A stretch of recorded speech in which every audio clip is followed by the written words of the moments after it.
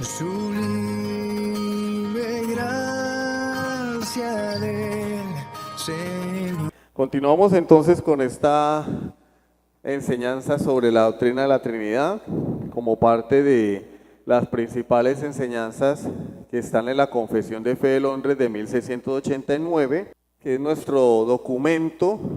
No es el documento inspirado, porque nosotros creemos que la única palabra o el único documento inspirado son las Sagradas Escrituras. Y para nosotros fuera de la Biblia no hay absolutamente nada como regla de fe. De hecho, si ustedes leen en sus confesiones, y esto es para los hermanos más nuevos o quienes nos visitan, porque van a decir después, es que allá en esa congregación son como los mormones, tienen la Biblia y el libro de Mormón. O como algunos católicos romanistas que tienen la Biblia y tienen el librito de oraciones a María. No, de ninguna manera. Lo que pasa es que nosotros requerimos como creyentes tener una postura definida respecto a lo que la Biblia enseña, porque todo el mundo dice que cree en Dios. Y si le preguntamos al testigo de Jehová, él dice que cree en Dios. Si le preguntamos al mormón, dice que cree en Dios. Si le preguntamos al adventista, él dice que cree en Dios. Si le preguntamos al diablo, él va a decir que cree en Dios. Lo dice Santiago, tú dices que Dios es uno, bien haces, los demonios también creen y tiemblan. Entonces, ¿cómo distinguirnos? ¿Cómo decir, nosotros creemos que esto es lo que la Biblia enseña? Y la Biblia, desde Génesis hasta Apocalipsis, está comprendida toda la doctrina cristiana. Necesitamos sistematizar la doctrina, es decir, establecer lo que la Biblia dice respecto a cada una de las doctrinas fundamentales, pero eso está entre Génesis y Apocalipsis. Entonces este libro nos ayuda de una manera muy práctica a saber qué dice la Biblia respecto a las doctrinas fundamentales de la fe. Porque si vamos a hablar de la Trinidad, nos tocaría leer toda la Biblia. Vamos a hablar de Jesucristo, nos tocaría leer toda la Biblia.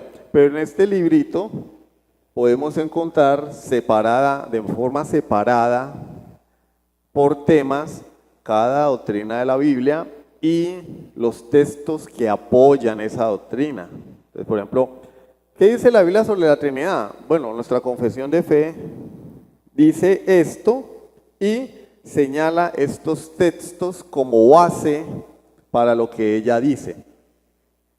Entonces, este libro en ningún momento reemplaza la palabra de Dios. De hecho, el capítulo 1 dice, capítulo 1, párrafo 1, las Sagradas Escrituras constituyen la única regla suficiente, segura e infalible de todo conocimiento, fe y obediencia salvadores. ¿Qué dice este libro? Yo no soy la palabra de Dios. La única regla es la Biblia, pero dice lo que creemos.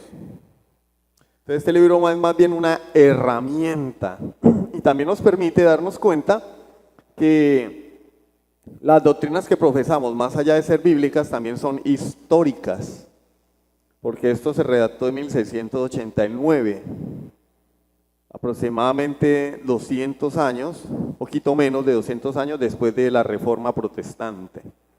Algunos dirán, nosotros no creemos en doctrinas de hombres, porque ese es el decir, ¿no?, de las personas que no quieren someterse a una iglesia o a una confesión de fe y que se autoestablecen como los vigilantes de la fe cristiana. No hay dogmas, no hay doctrinas de hombres, solo la palabra de Dios. Pues resulta y pasa que cuando yo digo eso estoy estableciendo un dogma. ¿Cuál es mi dogma de fe? Mi verdad. Solo la Biblia, no dogmas de palabras de hombres. Estoy siendo dogmático. Es una contradicción. Es una contradicción porque en primer lugar la Biblia fue revelada por Dios, pero fue escrita por hombres. Y llevamos 2000 años de historia donde Dios ha usado hombres para preservar su palabra, para defender la doctrina, para edificar a la iglesia. Entonces nosotros no podemos desligarnos de la preservación de la fe cristiana a lo largo de los siglos. Nosotros no somos alérgicos a la historia. En los movimientos modernos sí, la iglesia pentecostal es alérgica a la historia. Ellos dicen, yo leo la Biblia y Dios me revela. Así sea cualquier disparate, cualquier tontería. No, yo leo la Biblia y Dios me revela. No, yo leo la Biblia, comparo Biblia con Biblia, voy a los escritos de la iglesia a lo largo de los siglos para verificar si lo que yo creo lo creyeron los cristianos de todas las edades, y después ahí sí digo, creo que esta es la interpretación correcta. Pero decir, yo leo la Biblia, Dios me revela, es absurdo. Es absurdo. Porque ¿cómo puedo yo confiar en mi propio criterio? Yo no puedo confiar en mi propio criterio. Y decir, no, yo leo la Biblia y a mí me parece, no, a mí me parece no. Y por eso han surgido las herejías, porque personas han leído la Biblia, han confiado en su propio parecer, han edificado sobre esa fe, entre comillas, todo un sistema de creencias, ignorando la labor de la iglesia durante 19 siglos, porque en el siglo XIX aparecieron las mayores herejías que conocemos hoy. Entonces somos una iglesia bíblica hasta donde humanamente se puede. Histórica, sí, también. Entonces rastreamos la historia hasta el primer siglo. No quiere decir que, como dijo un hermano, ¿no?, que nosotros somos bautistas porque venimos de Juan el Bautista y tenemos una conexión directa con Jesús. No, no, ¿por qué? Pero Dios ha preservado a su pueblo a lo largo de los siglos y cumple su promesa. Yo edificaré mi iglesia. Y la ha edificado a través de diferentes movimientos, a través de diferentes personas. Los padres de la iglesia, los reformadores, movimientos valdenses, personas que Dios ha levantado para preservar su palabra. Incluso dentro de la misma iglesia católica romana usó hombres, porque Martín Lutero era católico. Claro, después se retiró, ¿no?, de allá. No se quedó ahí porque lo querían matar. Pero Dios ha usado, Él ha preservado a su pueblo. Entonces haríamos nosotros muy mal en ignorar esto y decir como dicen algunos hoy en día, yo leo la Biblia y el Señor me revela, ¿no? Porque cada cual puede entonces leer la Biblia y sacar sus propias conclusiones divorciado de toda la historia. Por eso es que hay personas que no se congregan en una iglesia, porque no quieren que les pongan límites, no quieren que les pongan una franja que diga hasta aquí llegas tú, dentro de este espacio te puedes mover, sino que este tipo de personas, cada uno quiere decir, para mí la vida cristiana es esto, yo pienso esto de la Biblia, yo pienso esto de Dios, este pasaje yo lo interpreto así, a mí me parece esto, me parece lo otro. Eso es incorrecto. Es incorrecto porque Dios salvó a una iglesia, nos hace miembros de un cuerpo. Imagínense un ojo que se sale de la cabeza y dice, no, yo voy a andar por mi propia cuenta. ¿Qué pasa? Se muere.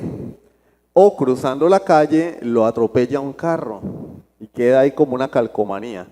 No, el ojo está ligado a la cabeza, ligado al cuerpo, y hay una interdependencia, ¿sí?, como dice Pablo en la carta a los Efesios. Entonces esto es como una explicación así por encimita, porque esto ya lo hemos visto, pero más que todo para las personas nuevas, de por qué nosotros usamos este librito. No es el libro de Mormón, es la Confesión de Fe de Londres de 1689, porque de pronto se asustan, ¿no? Y como, allá leen un libro, y no es la Biblia, es otro libro. Es una herramienta, y nos ayuda a tener una identidad, a definir qué somos, en qué creemos, a diferenciarnos de otras personas. Esta es una regla que protege a la iglesia, porque el día que el pastor enseña otra cosa que no está en la Biblia, este libro nos dice, oiga, pero lo que el pastor está enseñando no está en la confesión. Ni siquiera de manera indirecta la confesión habla de eso. El día de mañana yo les digo que tienen que dar las primicias, que tienen que vender sus propiedades y traerlas. El día de mañana yo les digo que, sencillo, Jesús no es Dios. No, es que yo estaba leyendo la Biblia y me puse a orar y tuve una nueva revelación. Jesús no es Dios. Jesús es el Hijo. Él es el Hijo, el Arcángel Miguel.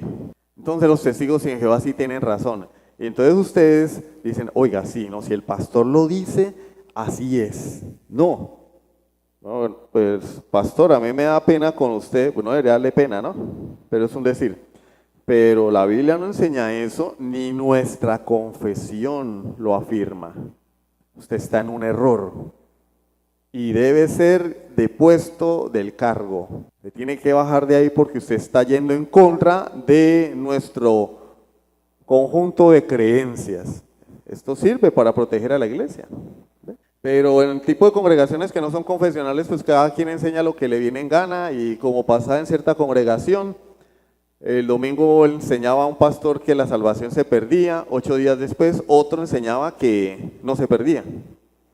Y a los 15 días un pastor hablaba de las doctrinas de la gracia, y al mes después otro venía y decía que nosotros no venimos de la Reforma Protestante, y todos bajo el mismo techo se comen ese sancocho de verdades subjetivas, porque no hay un libro que determine lo que nosotros queremos conforme a las Escrituras.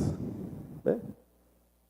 Bueno, habiendo hecho esa aclaración, vamos al párrafo 3 del capítulo 2 de la Confesión de Fe de Londres, que ya lo estudiamos hace 8 días, donde se habla de la Trinidad. Trinidad. Ya quedó claro que la Trinidad no es una contradicción, la Trinidad es, o si hay contradicción. No, no hay contradicción, o sí. No, no hay contradicción. Bueno, sí, hay contradicción. Es una paradoja. Paradoja es una aparente contradicción, que cuando uno la ve así a lo flash, uno dice, oiga, pero eso es una contradicción. Pero cuando le prestamos un poquitín de atención, nos damos cuenta que es algo difícil de comprender, pero no es contradictorio. Una contradicción es decir que este libro es la Biblia y no es la Biblia. Eso es una contradicción. Este libro es la Biblia y no es la Biblia. Eso es una contradicción, porque una cosa no puede ser A y no A al mismo tiempo y en la misma relación. Este libro es la Biblia. Este libro es la Biblia, es la palabra de Dios. Pero también es un libro de estudio. Es la revelación de Dios, y a mí como hombre también me sirve para estudiar. No hay contradicción. Dios es 3 y también es 1. Suena contradictorio. Es 3 en subsistencias o personas y 1 en esencia, naturaleza o sustancia. Ya dijimos que San Agustín utiliza el término personas, pero los redactores de la Confesión de Fe prefieren el término subsistencia, porque el término persona da la idea de separación, da la idea, pero ambos términos pues son correctos. Lo que pasa es que el término subsistencia se postuló para no darle cabida a los enemigos de la fe. Ustedes creen en 3 personas diferentes, y como el hermano H es una persona y yo soy otra persona, pues él está allá, yo estoy aquí. Él se va para su casa, a mediodía se come el almuerzo de la hermana Marora y yo me voy para mi casa y tenemos vidas separadas. Por eso se habla de subsistencia, que son formas de existencia con la misma naturaleza. Bueno, vamos a la parte final del tema de la Trinidad. Vamos a hablar, ya dijimos que el Hijo es Dios, que el Espíritu Santo es una persona, ya lo enseñamos. Hoy vamos a hablar de que el Espíritu Santo es Dios. El Espíritu Santo es Dios. Y bueno, en el tema de los testigos sin Jehová que estamos viendo los miércoles, también nos hemos mencionado varias cosas al respecto. Por favor, vamos a Hechos capítulo 5, versículos 3 y 4. Hechos capítulo 5, que es un texto que nos dice de forma clara que el Espíritu Santo es Dios. Cuando usted se encuentre con un testigo sin Jehová o con un sabeliano, pentecostal unido, de donde ustedes quieran, ustedes pueden demostrar que el Espíritu Santo es Dios. Hechos capítulo 5. Yo me demoro más buscando esta Biblia porque es que esta está nueva, entonces las hojas se pegan. Hechos 5, versículos 3 y 4, la historia de Ananías y Zafira, que hoy se enseña para sacarle el dinero del bolsillo a la gente y decirles que tienen que vender su casa y traerle la plata al pastor, lo cual no es cierto. Porque si usted vende sus propiedades y le trae la plata al pastor, usted queda en la olla. Después va a ser un problema para el pastor, ¿sí o no? ¿Cómo va a vender todo y traerlo a la iglesia? No, eso es ilógico. Aquí lo que hubo fue un sentir muy especial, un mover especial del Espíritu Santo. Recordemos que esto es un texto narrativo, esto es una narración, una historia que Lucas nos está contando de algo que pasó. No nos está estableciendo una doctrina. Las doctrinas están en las cartas, las epístolas. Acá lo que vemos es una narración. Y las cartas, los textos doctrinales, nos iluminan para poder extraer principios doctrinales de estas narraciones. ¿Cuál es el principio acá? La generosidad. La generosidad. Pablo dice en 2 Corintios capítulo 7, el que abundantemente siembra, abundantemente segará. Pero el que escasamente siembra, escasamente cosechará. Pero no nos está diciendo que tenemos que vender todo, vender la casa para dársela a la iglesia, ¿no? Acá lo que hubo fue un mover especial de generosidad. Y estos hombres que tenían propiedades, porque no dice que todos, ¿sí?, comenzaron a vender algunas de sus propiedades y a traer el dinero para que la gente, pues, que tenía necesidad no estuviera pasando tanta necesidad. Porque igual se les daba y en un mes iban a volver a tener necesidad, ¿sí o no? Pero era un mover especial. Y apareció una parejita llamado el hombre Ananías y su esposa Zafira, que tenían una propiedad, la vendieron y trajeron el precio a los pies de los apóstoles. Pero cuando la vendieron se les hizo como mucho dinero. Uy, no, pero 100 millones de pesos, digamos que una casa, bueno, acá son 50 millones, tenían una casita, tenían varias casas, vendieron una en 50 millones. Y uy, pero ¿no les ha pasado que ustedes se proponen darle algo a alguien y cuando se lo van a dar dicen, pero es que no le voy a dar, yo le voy a dar, le van a regalar un par de zapatos nuevos y dicen, no, pero es que los nuevos, no, mejor le voy a regalar, estos están buenos, tienen 3 meses, pero están buenos, pero ya había propuesto darle los nuevos. Ellos, vamos a vender la casa y sí, vamos a darle dinero. Y cuando tenían el dinero en la mano, dije, esto es como mucho, es como mucha plata. Y sustrajeron del precio, tomaron una parte y llegaron allá. Aquí está el dinero de la venta de mi casa para la gloria de Dios, aleluya, miren lo piadoso que soy yo. Y Pedro le dice al esposo, Ananías, ¿por qué llenó Satanás tu corazón para que mintieses? ¿Mintieron a quién? Versículo 3, al Espíritu Santo. Ahí vemos 2 rasgos del Espíritu Santo. Él es una persona, porque ellos le mintieron. Yo no le puedo mentir al ventilador, yo no le puedo mentir al sol, yo no le puedo mentir a esta columna, yo no le puedo mentir a una silla, yo no le puedo mentir al viento, yo no le puedo mentir a mi estómago, porque no son personas. ¿A quién se le miente? A una persona. Ellos mintieron al Espíritu Santo de Dios, que es una persona. En primer lugar, es una persona. Y sustrajeses del precio de la heredad, dice Pedro, reteniéndola, o sea, nadie te estaba pidiendo el dinero, era tu propiedad. No se te quedaba a ti, o sea, eso era Si alguien quiere dar una ofrenda es voluntario, y si no la quiere dar, pues de malas, pues no la dé. ¿Qué pasa si no la da? Pues nada, nosotros creemos acá en la propiedad privada. Es tu propiedad, es tu dinero, es tu casa, tú haces con lo tuyo lo que se te venga en gana porque tú lo trabajaste. Ahora cuando una persona dice, yo quiero dar esto para la iglesia, yo quiero dar esto al Señor, ya es otra cosa. Pero no quiere dar, no dé. Volvemos al tema, ¿va? Que nos proponemos dar y después, uy, pero como que es mucho. Pues no lo dé, porque si no quiere. Entonces Pedro le dice, reteniéndola no se te quedaba a ti y vendida no estaba en tu poder. Una vez vendida el dinero es tuyo. ¿Por qué pusiste esto en tu corazón? Es decir, ellos llegaron allá y colocaron el dinero, o él, porque primero fue él y después la esposa, colocó el dinero allá y dijo, aquí está el dinero de la venta de mi propiedad. Mentira, porque era la mitad o era solo una parte. ¿Qué le costaba decir, apóstol Pedro, yo vendí mi casa en 50 millones, pero solo quiero ofrendar 20, o solo quiero ofrendar 10, o solo quiero ofrendar 5? Y hubiera hecho bien, pero el hombre quería quedar como un príncipe ante la iglesia. El hermano Ananías vendió la casa y dio todo el dinero. ¡Ay, aleluya! ¡Qué hombre de Dios! Y mintió a Dios. Miren que, ¿cuántas mentiras dijo Ananías? ¿Cuántas mentiras dijo Ananías?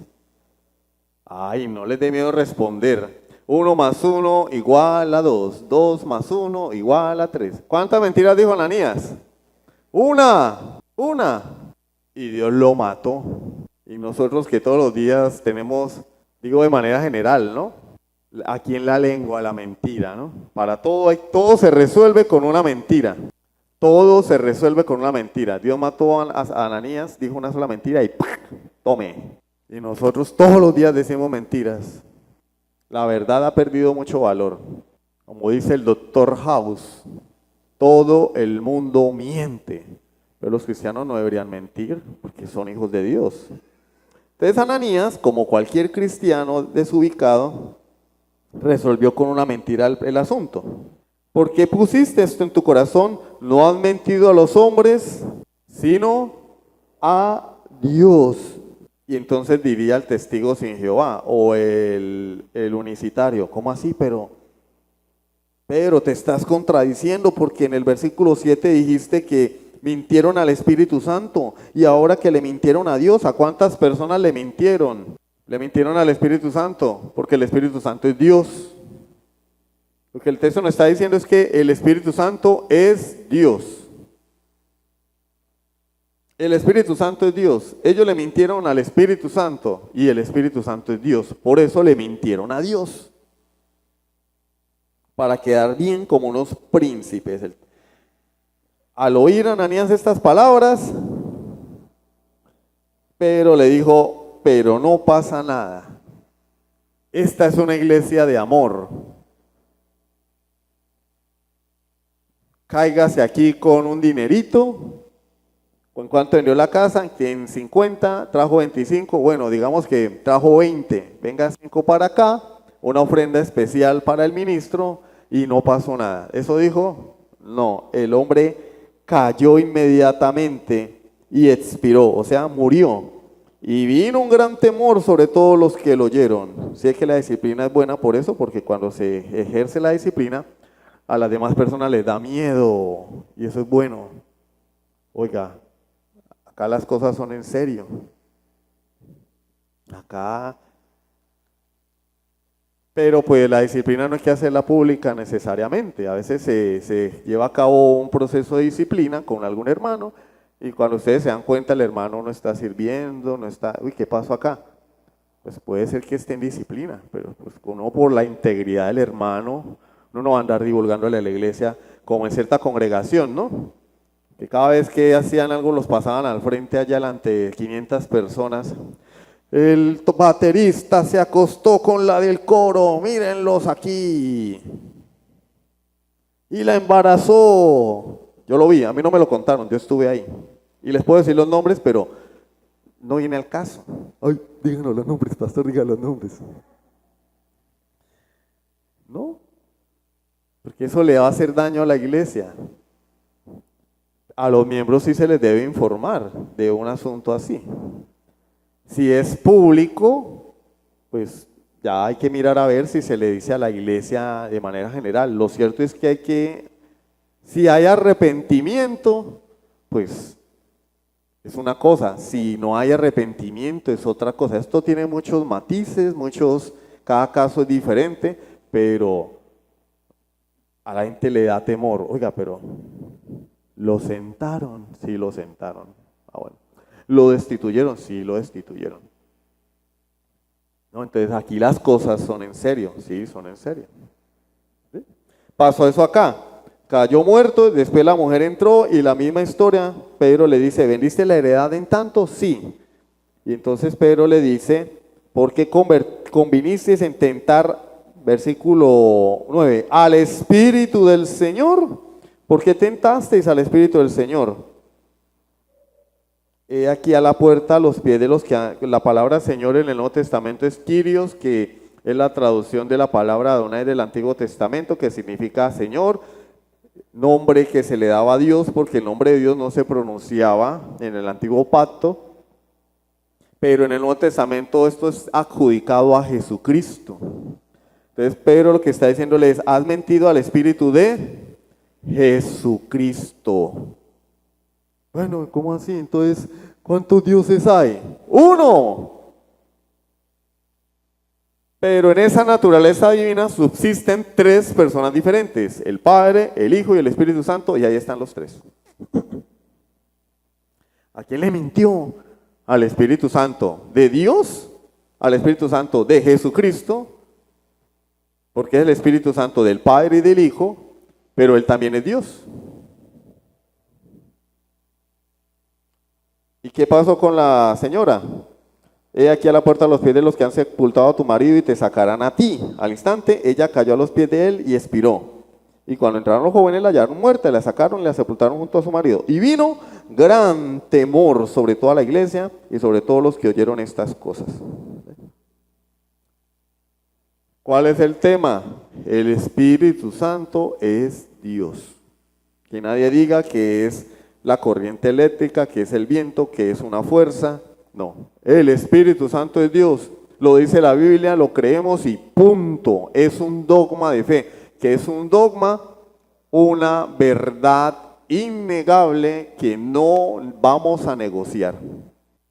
Pero mi mamita es testigo de Jehová y ella no cree en eso y ella me presiona, entonces yo como que, no, nada de malas. Mi mamita es testigo de Jehová. Uy, mamá, qué pena con usted, pero de malas. El pastor es un grosero. Porque antes de mamá está Dios. ¿O no? Como dice el cura, ¿o no? ¿O no? Antes de mamá está Dios, ¿sí o no? En el día del juicio, ¿quién va a estar allí? ¿Mi mamá? Si no cree, sí, para ir al infierno. Pero yo voy a ser juzgado por el Rey de Reyes, por Jesucristo. Él es Dios. Mi fidelidad por encima de mis padres se debe a Dios. No, pero es que yo vengo en lugar de, yo ayudar a la iglesia pentecostal unida y entonces, no, ¿cómo así que tres personas diferentes? No, ¿de malas? ¿De malas? Somos fieles a la Biblia, fieles a lo que Dios dice. El que está mal es el otro, yo no. ¿Por qué tengo que bajar los brazos, moverme de mi lugar si el que está mal es otro? Y si no se quiere mover, bueno, allá él. Pero yo tengo que permanecer firme en mis convicciones. La Biblia dice que Dios es trino y que el Espíritu Santo es Dios. Lo dice la palabra, lo creo, y los creyentes estuvieron dispuestos a ir hasta las últimas consecuencias por estas verdades. Y hoy nosotros, hermano, ¿y usted por qué sigue en esa iglesia? Porque mi mamá no me deja. Hombre de 30 años, 25 años y... es que yo escucho a Sugel Michelén, yo escucho a Miguel Núñez, a Paul Washer, sí, yo a veces leo la confesión de fe. Y bueno, ¿y por qué sigue en esa congregación, Benito? Porque es que mi mamá no me deja. Yo, ya, primero no debería hablar así, porque si ya tiene 25, 30 años, debería hablar así. No, pues yo sigo en esa iglesia porque mi mamá no me deja, como un hombre. Pablo dice, portaos varonilmente. ¿Dónde está la hombre? Es que mi mamá, mi papá y mi mamá me dijo que si me voy para la iglesia reformada, ya no me va a dar almuerzo. No me va a lavar la ropa. Estamos en una generación de blandengues, hermano. Gente blandengue. Generación de cristal. Hermano, hagamos un grupo bíblico en su casa. No, porque la suegra se pone brava. ¿Cómo así? Y usted no es el hombre de la casa, usted no es el que paga el arriendo, usted no es el que trabaja. No, pero es que ella no le gusta. Ay, generación de cristal. Esos son los valientes que arrebatan el reino de los cielos hoy en día. No, hermano, uno tiene que, si se viene el mundo, pues nos enfrentamos al mundo. Como dijo alguien, le dijeron, ¿no sabes que el mundo está contra ti? Y él dijo, pues si el mundo está contra Atanasio, Atanasio está contra el mundo. Que se venga el que sea. Por Cristo. ¿Sí o no? No, es que mi mamá, mi papá. Paren la chilindrina. Sigamos. Juan capítulo 1, versículos 32 y 34. Juan capítulo 1, versículos 32 y 34. Evangelio según San Juan, capítulo 1, versículos 32 y 34. Ajá. ¿Ya lo tienen? Pero regálenme 5 segundos que estoy buscando aquí otra cosita. Ajá. Listo. Juan 1, 34. Dice la palabra del Señor. ¿Sí es Juan 1? Oiga, sí. Y yo le vi y he dado testimonio de que este es el Hijo de Dios. Juan está hablando y nos está diciendo que él vio a Jesucristo así en persona, así como también lo dice en la primera carta de Juan. Y yo doy testimonio de que este es el Hijo de Dios. Recuerden que hemos visto que cuando se dice Hijo de, no se está hablando de procedencia, sino de igualdad. Cuando Jesús dijo, yo soy el Hijo de Dios, los judíos no lo entendieron como los testigos sin Jehová. Ah, no, sí, Él es el Hijo de Dios. Claro, Dios lo engendró, Dios lo creó. No, ellos lo iban a matar. Y Él les dice, ¿por cuál obra me apedreáis? Y ellos le dicen, por buena obra no te apedreamos, sino porque tú, siendo hombre, te haces igual a Dios. Esta es la palabra hijo de David. Pregunta, ¿Jesús era hijo de David? No. Era hijo adoptivo de José. Pero él no era hijo de David. Él no era hijo de David. ¿Cómo se llamaba su abuelo, hermano Javier? ¿Isaías? Isaí, no, el suyo. Francisco, por eso se le puso Francisco Javier. Francisco Luis. Se llamaba Francisco, ¿sí? Y el abuelo del hermano Javier vendría siendo el bisabuelo de Luis. Pero nunca nosotros vamos a decir Luis, hijo de Francisco. No, Luis, hijo de Javier, porque Javier es el papá. En la Biblia no decimos Jesús, hijo de José. Pero sí Jesús, hijo de David. ¿Por qué? ¿Por qué? Porque en el contexto judío esa frase implicaba igualdad en naturaleza. Cuando decían Jesús el hijo de David, por ejemplo el ciego Bartimeo, Jesús hijo de David, ten misericordia de mí, lo que él estaba diciendo era, tú eres el rey prometido. Era una confesión. Tú eres el rey del que habla la Biblia, que vendría del linaje de David, el rey que Dios le prometió a David, cuyo reino no tendría fin. Jesús, tú eres hijo de David, tú eres el rey de los judíos. Cuando él dice, yo soy el hijo de Dios, él está diciendo, yo soy Dios. Y lo iban a matar por eso. Primera a los Corintios 12:13. Primera a los Corintios 12:13. Primera a los Corintios, capítulo 12, versículo 13. Ajá. Porque por un solo espíritu fuimos todos bautizados en un cuerpo, sean judíos o griegos, sean esclavos o libres, y a todos se nos dio a beber de un mismo espíritu. Fuimos bautizados en el Espíritu Santo, por un solo mismo espíritu, bautizados en un cuerpo. ¿Cuál cuerpo? El cuerpo de Cristo. Porque el versículo 12 dice, porque así como el cuerpo es uno y tiene muchos miembros, pero todos los miembros del cuerpo, siendo muchos, son un solo cuerpo. Así también es Cristo. Cuando una persona se arrepiente de sus pecados, nace de nuevo, que es el bautismo espiritual o la regeneración, es integrado al cuerpo de Cristo y después lo testifica públicamente en la ceremonia del bautizo. Por eso la regeneración o el nuevo nacimiento precede al bautismo en agua, no al revés como hacen en algunas iglesias, que una persona hace una oración el día del friend, en inglés, para que nadie se ofenda, el día del friend. No, estamos en el ciclo del friend. ¿Saben qué es friend en inglés, no? Friend. Friend. El amigo. Entonces, y a los 8 días lo están metiendo al agua. No, primero nos arrepentimos, Dios nos da un nuevo nacimiento, una nueva naturaleza, nos hace sus hijos, y ahora como hijos de Dios nos bautizamos. ¿Sí? ¿Sí? Porque por un solo espíritu. ¿Pero quién nos bautiza? ¿Quién nos bautiza? El Espíritu Santo. Fuimos todos bautizados en un cuerpo, sean judíos o griegos, sean esclavos o libres, y a todos se nos dio a beber de un mismo espíritu. Todos, no hay distinción. Y ahora la salvación es para todas las personas sin distinción, no sin excepción, ¿no? Sin excepción es decir que todo el mundo se va a salvar porque creemos en la expiación universal, no. Se va a salvar todo el mundo sin distinción, es decir, hombres, mujeres, niños, adultos, blancos, negritos, ricos, pobres. No hay acepción de personas en ese sentido.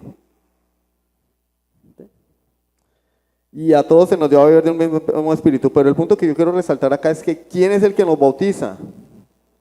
En Cristo. ¿Quién nos bautiza? ¿Quién? El Espíritu Santo. Es el que nos bautiza. Vamos al otro texto. Juan capítulo 3, versículos 5 y 8. Juan 3, 5 y 8. Juan capítulo 3, ese texto es muy conocido, es el texto de la conversación de Jesús con Nicodemo, donde le habla del nuevo nacimiento, ¿sí? ¿Ya lo tienen? Juan capítulo 3, ¿quién lo quiere leer? Hermano, entonces llegamos ese día allá, ¿no? No suena. ¿Quién es? Soy yo, San Pedro. Vengo a que me dejes entrar, ábreme la puerta. Y entonces San Pedro dice, ¿y por qué te tengo que dejar entrar? Porque yo asistía a la iglesia reformada. O, no, porque yo era predicador. O, porque yo daba diezmos y ofrendas. O, porque yo era muy buena persona. O, porque yo barría, porque yo servía, porque yo evangelizaba. Jesús no está diciendo eso. Jesús está diciendo que el que no nace de nuevo no puede ni siquiera ver el reino de Dios. Por eso es que hay muchas personas que no la ven, no lo ven. Semana tras semana se predica el evangelio y hay como estatuas, hermano. Le dicen Superman, porque ni las balas les entran, mucho menos la palabra de Dios les entra. Duros, el hombre de acero. Y mujeres de acero también. Jesús dice, el que no nace de nuevo no puede ver el reino de Dios. El versículo 5, por favor. Versículo 5. Al 8, sigamos, vamos hasta el 8. ¿Qué nos está diciendo Jesús allí conversando con Nicodemo? Él nos está diciendo que el que efectúa esa obra de regeneración, no de degeneración. Hay personas que llegan a la iglesia, más bien en lugar de regenerarse, se degeneran, vuelven peor. Esa obra de regeneración, el que la lleva a cabo es ¿quién? Él dice, lo que es nacido de la carne, carne es. Lo que es nacido del espíritu, espíritu es. En 1 Corintios 12 hablábamos del bautismo. Fuimos bautizados por un mismo espíritu en Cristo. Jesús nos dice aquí a través de Juan, de su relato, que el Espíritu Santo es el que nos da la vida nueva, nos regenera. La palabra, y dice, habla del nacimiento, de un nuevo nacimiento, el que no nace del agua y del Espíritu. El que no nace del agua y del Espíritu. Y vamos a ver ahorita qué significa el agua. Algunos dicen que es la palabra de Dios, otros dicen que es el agua en el que lo meten a uno allá de cabeza. Les voy a adelantar, el agua es el mismo Espíritu, eso es una redundancia allí. El agua es el Espíritu Santo. Porque los términos que utiliza la palabra del Señor. Ezequiel 36. Os lavaré con agua limpia. Y ya vamos a hablar otro poquito del tema del agua. Que por cierto ni ha llegado. No ha llegado el agua, estamos sin agua. Aquí no, la casa. Vamos a ver si llevan el carro tanque hoy. Entonces, el Espíritu Santo nos bautiza, el Espíritu Santo nos hace nacer de nuevo, el Espíritu Santo nos regenera. La palabra allí nacer es una palabra griega genao, que significa nacer de arriba. De allí viene la palabra genética, genes, de la palabra genao, nacer de arriba. Aquí significa nacer de arriba. Literalmente el creyente que se arrepiente por la obra del Espíritu Santo, bueno, el creyente no, perdón, me corrijo, el pecador que se arrepiente y arrepentido es un creyente, el pecador que se arrepiente literalmente Dios lo trae a la vida.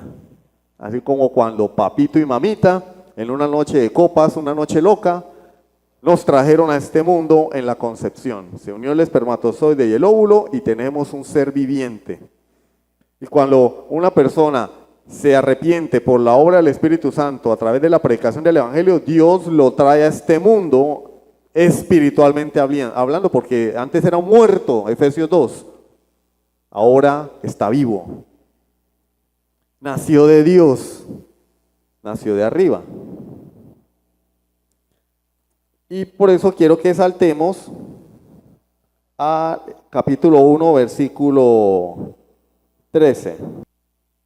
De razón. Leamos el texto que teníamos al comienzo porque no leemos el versículo 32. Juan 1:32.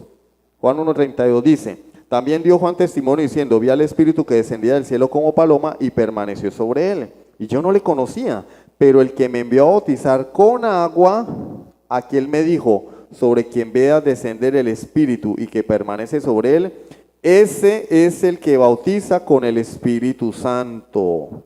Jesucristo no bautiza con el Espíritu Santo.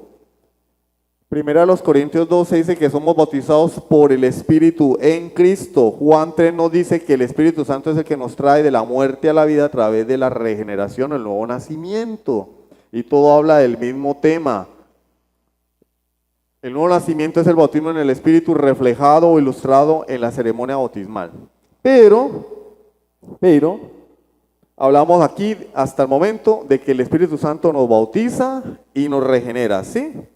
El Espíritu Santo es el que nos hace nacer de nuevo. El que no naciere de nuevo no puede ver el reino de Dios. El que no nace del agua no nace del agua y del Espíritu no puede entrar en el reino de Dios. Es decir, somos creyentes por la obra del Espíritu Santo, somos bautizados por la obra del Espíritu Santo, nacemos de nuevo por la obra del Espíritu Santo. Pero en el versículo 13, versículo 12, Juan 1:12 dice, mas a todos los que le recibieron, a los que creen en su nombre, les dio potestad de ser hechos hijos de Dios. ¿Quiénes son hechos hijos de Dios? Los que creen en el nombre de Jesucristo, los cuales, oído, 13, no son engendrados de sangre. Mis papás son cristianos, se van ellos para el cielo y si tú no te arrepientes al infierno vas a dar. Ni de voluntad de carne, libre albedrío. No, yo me convierto cuando yo quiera. Yo voy a hacer mi decisión, yo me voy a arrepentir. Arrepiéntete, no, más adelante, porque yo todavía tengo vida por vivir.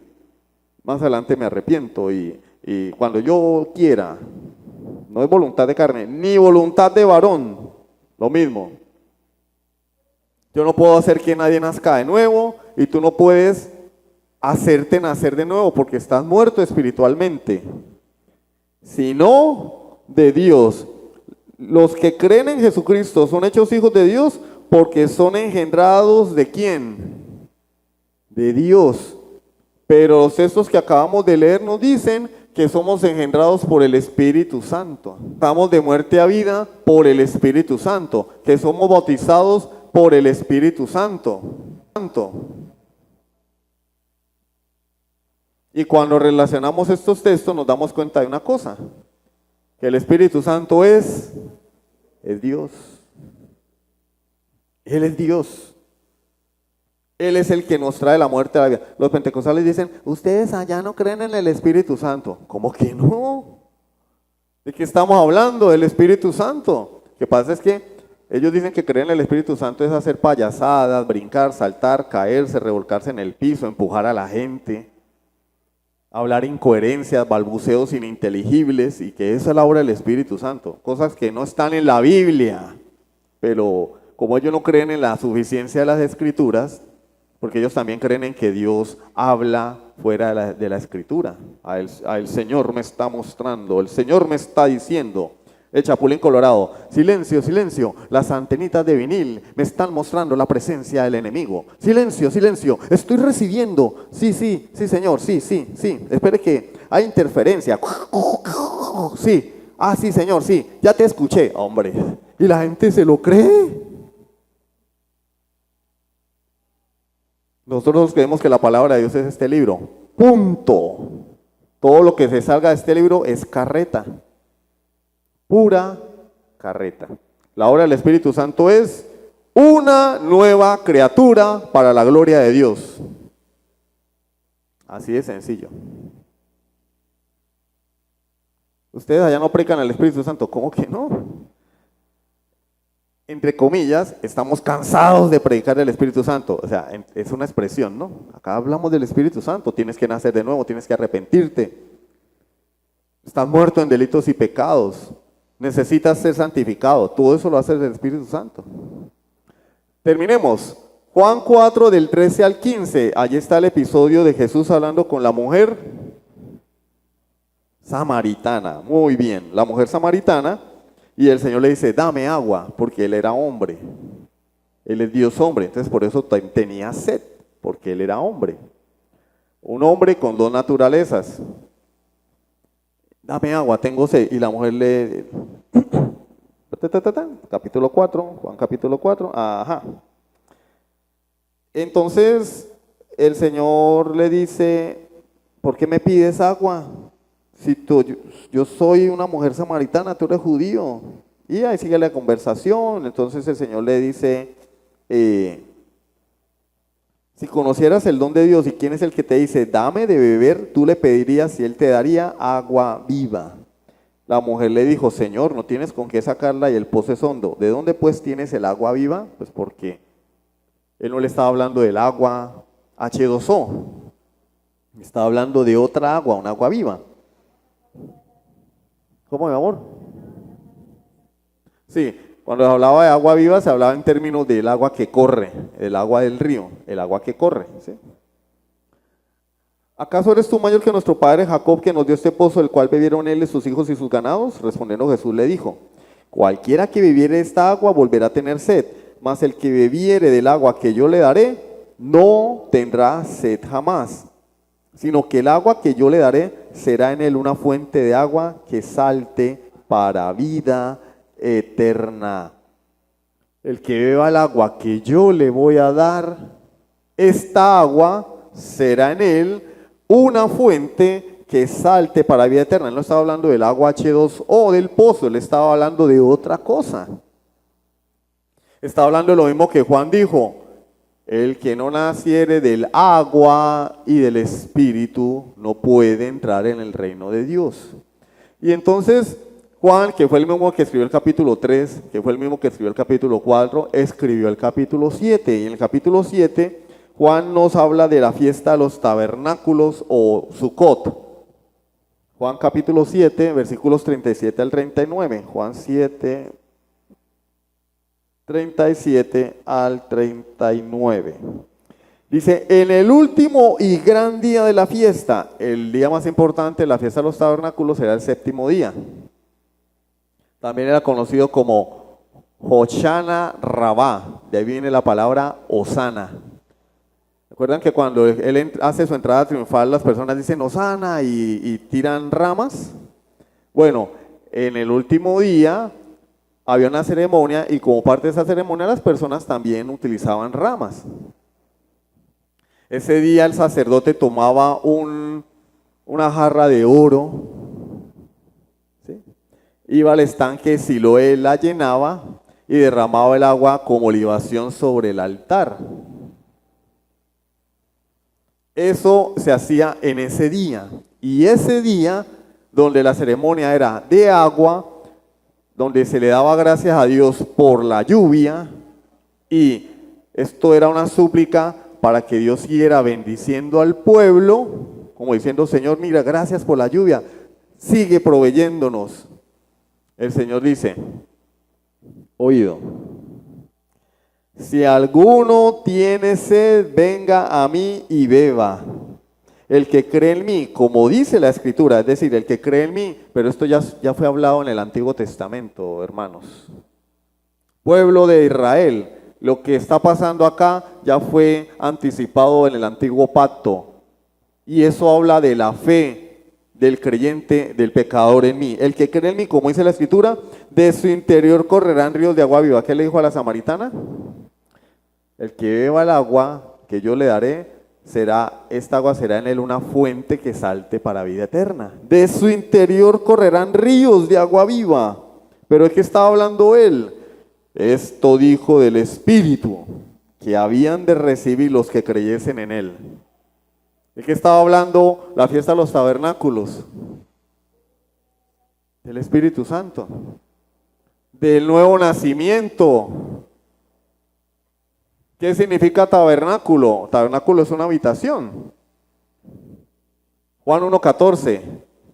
Y el Verbo se hizo carne y habitó, tabernáculo, habitó entre nosotros. Esto está hablando de la forma en la que Jesús vendría a habitar en medio de su pueblo a través de su Espíritu Santo por la obra de la regeneración. Será en él una fuente que salte para vida eterna. Juan capítulo 4. Esto dijo del Espíritu que habían de recibir, ¿quiénes? Los que creyesen en él. El que no cree en Cristo no tiene el Espíritu Santo, está en la inmunda. Pues aún no había venido el Espíritu Santo porque Jesús no había sido aún glorificado. En ese tiempo el Espíritu Santo moraba con el pueblo, pero no en el pueblo. No había venido el Espíritu Santo a morar en los creyentes. Pero le encontramos el sentido de la Escritura.